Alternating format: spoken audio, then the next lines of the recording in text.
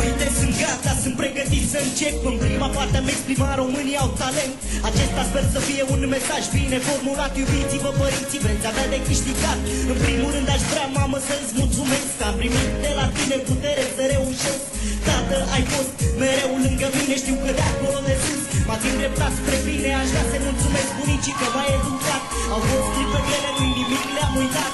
Și zic că capul sus, trebuie să fii tare, să reușești să te pui pe picioare. Nu vreau să mă plâng, Dumnezeu m-a ajutat. Mi-a dat curajul să spun prin verzi ce-am mâncat. Mi-a dat voință să reușesc și pentru asta, Doamne, aș vrea să-ți mulțumesc. Totuși mă uit în jur și observ mulți care deja au părinți, uită de răbdare. Te enervezi repede, te superi, nu îți pasă și uiți că sunt singurii care se îngrijorează.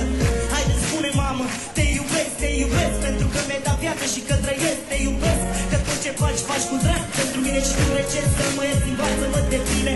Știu cum e să te superi când primești un sfat. Ai greșit, ascultă, lasă capul plecat. Tot ce spun ei pot să te duce. Îi vezi mereu sunt bine, dar inima lor plânge. Timpul mă rezumă, deci o să mă opresc. Tot ce care m-ați ascultat, vreau să vă mulțumesc.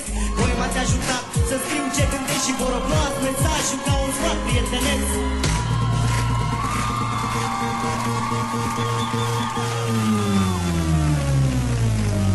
Deci uite, am încercat să fac primul pas, să transmis un mesaj și primiți-că și dan. Și pentru mine unii soarele a răsărit, și că în fața voastră mă simt împlinit. Ridic capul sus, spun, mamă, te iubesc, am reușit în sfârșit visul să mi-l împlinesc. Chiar dacă știu că nu mai sunt lângă mine, știu că m-au ajutat să fac versuri pentru tine. Deci, acest mesaj mai concret este un sfat care te ajută să treci peste, care sper să te ajute să fii realist, să iei tot ce e bun, să lași și nu tot ce e trist. Acum o să privesc la ce e fața mea, nu pot schimba trecutul, nu voi încerca, totul face parte din același drum. Totul m-a adus chiar unde sunt acum.